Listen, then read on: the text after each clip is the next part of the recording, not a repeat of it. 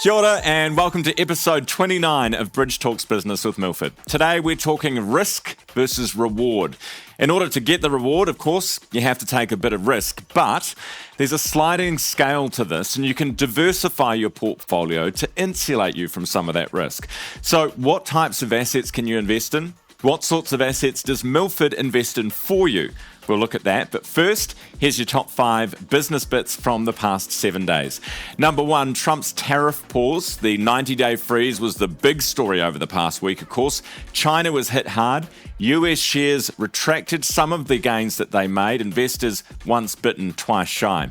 Number 2, US inflation data was softer than expected, allaying fears that companies might hike their prices ahead of Liberation Day.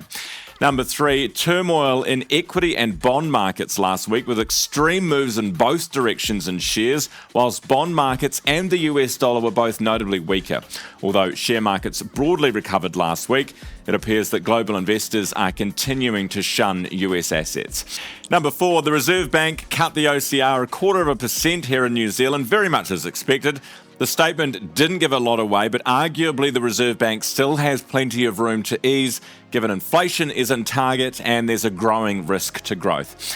And in at number 5, all eyes remain fixed on the White House this week for more announcements from Trump. We'll also get some retail sales data revealing whether consumers front-loaded purchases ahead of the tariffs. Plus, US companies start reporting quarterly earnings. Don't expect a lot of certainty from companies when they're giving guidance on the outlook into the future.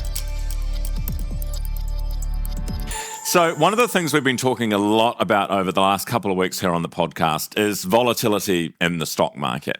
One of the things that investors do to help protect against that volatility in one particular market is diversify investments across a whole range of different asset types and across a whole different bunch of countries as well. So what we're going to do today is talk to Bruce O'Leary, who's a financial advisor here at Milford, about how you can do that. What can you do to diversify your portfolio and help mitigate some of the fluctuations that you see in the stock market? Just a reminder, this segment is informational only and should not be considered financial advice. Bruce, welcome to the podcast. Thank you. Good to have you here. We're going to talk today about diversification. We're going to talk a lot about risk. First of all, when we talk about risk, what do we mean? Well, risk in financial markets terms, we think about it as volatility, and there's actually a statistical measure for volatility. So you can get an 8% return from an investment, which can actually be a very different experience to getting an 8% return from a different investment. So what we do, we measure not just the return of an investment we're investing in, but we measure the volatility taken to get that return. Because if you have something that gives you twice the volatility, that's actually taking twice the risk to get that same return. So in a risk-adjusted sense, you'd be much better off buying the investment that has half the volatility to give you the same outcome. And it's a far better investment experience for people. How do you determine or how do you work out which is more volatile or what the volatility might be? Well, it's actually a statistical measure, and I don't want to get too complicated with that, but it's to do with standard deviation of returns over time. And we do measure that in terms of our funds and our funds' performance versus the returns that they've achieved. We also measure it in terms of some of the assets we're buying. So some of the lower risk assets, they're going to have far lower volatility, but the lower you go, generally, the lower your returns as well. So you do need to accept some volatility and some risk to get higher than cash returns. Do you think we as investors really understand or appreciate risk and the volatility that goes into it? I think there's some understanding of risk. People perceive shares as risky, but there are a lot of other risky asset classes too. Often there's an emotional attachment to an investment. People sometimes say, I own that stock, I bought it at $10, there's no way I can sell it at $8. But actually, if the outlook's changed, it might be worth $4. So it's a very risky investment for people. Often people have a family member say, oh, my brother's investing in this company, I should invest in that. It's a private startup company. Well, that's got a very, very different risk profile to something that's a listed company with very predictable cash flows, liquidity. If our view changes on a stock, we can sell a listed company. You can't sell a private company that you might have invested in. And I think in New Zealand too, there's been a little bit of a misunderstanding of risk in the property markets at times too. People have a real faith in bricks and mortar, but then for the last few years, property's actually been under a bit of pressure. And I think some people might have overextended themselves, carrying too much debt, and they were carrying more risk in the property market than what they thought they would be. We do have a love affair with property, don't we? We do, yeah. And, I mean, if it's a nice house, you just want to keep it too. Well, that's right, and that's that emotional attachment. And one of the keys to investing is to try and remove the emotion from your investing. So let's talk about diversification and the different asset types that you can purchase and that Milford is involved with as well. Sure. So, at the very low end is cash. Now, we're not going to fill up portfolios with cash because it is the lowest risk asset class and it'll give you the lowest return over time. But it can certainly help cushion falls in markets at times. The next asset class I'd look at is what we call bonds and fixed income. So that does have some variability in returns. We can buy bonds right now yielding us 5.5%, but we do have to value them each day, and they do move around, more than what cash does, but you get paid that premium to hold it as well. Then we've got property shares, which are one notch up in terms of risk, but they'll pay a reasonably reliable dividend yield. And then we have shares, but there's a big variety of shares too. So these are shares in the US, the UK, Europe, New Zealand, Australia, and there's also a big variety in the kinds of stocks we can buy. If you buy a utility company which pays you a reliable dividend yield with reliable cash flows, that can be very different to buying a high-growth technology company, which might move around a lot. And we've certainly seen some of that in recent times. Yeah, we have.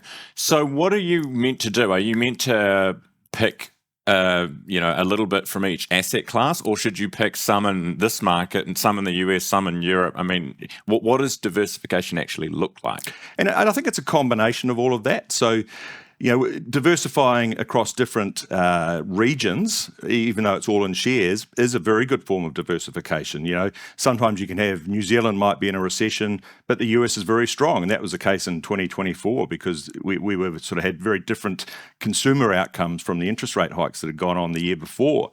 So therefore you had a higher growth in one economy than the other. But also that doesn't completely bring down your risk because you're still exposed to shares, which are going to be more volatile than if you add in some fixed income and bonds, which are way less volatile than what shares are, and if you add in a little bit of cash at times as well. Let's talk about the bonds, because obviously it's been the big story of the last week. It's arguably what turned Trump around on the tariffs.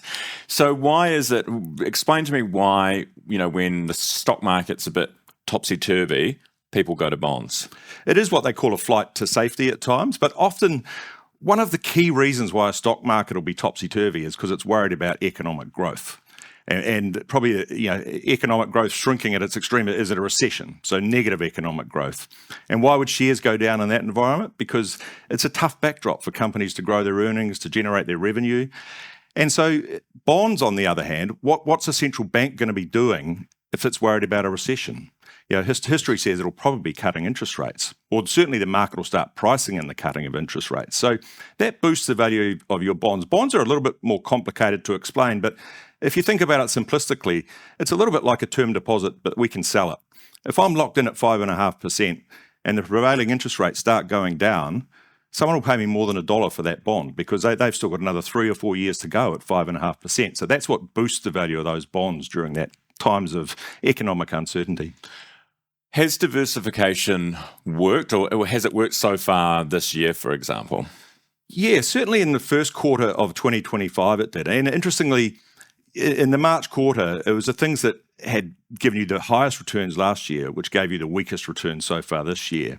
And that was the US market, some of the big US technology stocks, which performed very strongly last year. And so diversification into other markets worked. So we had some stock exposure in the UK and Europe, which were positive. New Zealand was pretty soft in the first quarter of this year because some of the big companies had some profit warnings there. Australia was a bit weak. But bonds, as you mentioned before, bonds gave you that sort of reverse kicker. They were quite positive as the anticipation of lower rates came into the marketplace. What about, I know you mentioned that bonds have been pretty, there are some rules, I guess, that are always true, but in 2022, it maybe wasn't the case. No, in 2022, it was one of the worst years for what we call a balanced asset allocation, worse in sort of over 40 or 50 years. And the reason was we had some of the most aggressive interest rate hikes in over 40 years. So that was the Federal Reserve, the Reserve Bank of New Zealand, almost every central bank around the world said, I've got one goal, and my goal is to squash inflation. I don't care what happens to the economy. So that's very unusual for a central bank to say that. Normally they care what happens to the economy, but inflation was at extremes and it was part of a COVID hangover. Yeah, well, we certainly felt that, didn't we? We certainly did. It felt like they were squashing inflation at any cost. Yeah, and they have squashed inflation, which is why interest rates are now coming down again.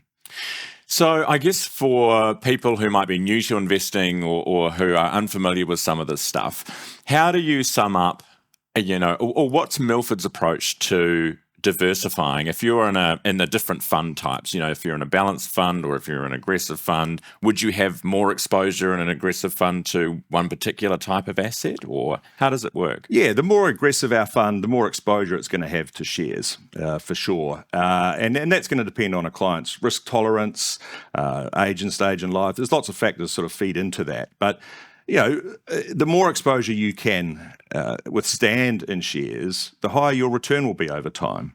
But there's what they call a loss aversion bias. And what we have to do by diversifying for people is you reduce the risk and the magnitude of those losses at times.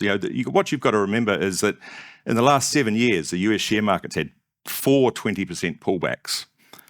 And a lot of clients can't withstand a 20% pullback. It feels they start monetizing a loss in their head. People say, oh yes, you made me 10% last year. You just lost me $100,000. So they put a far more heavier weighting on a loss than they do on a gain. And for us to help cushion that for investors, it makes for a far better investment experience. So for most people, some form of diversification is going to help their investment journey. You must get a lot of questions from, friends and family or whatever, but, particularly at a time like this when everything is so volatile. What are your words of wisdom? What do you tell people to get through something like this? I actually find it's pretty helpful to sort of step back.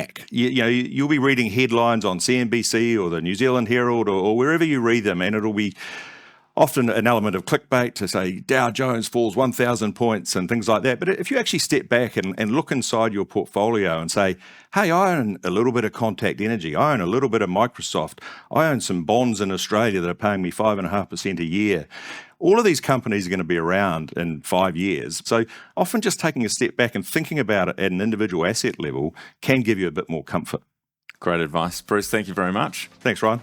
That was Bruce O'Leary, a financial advisor here at Milford. Thank you very much for listening to the podcast. Don't forget to share this with your friends and family, someone who's interested in investing.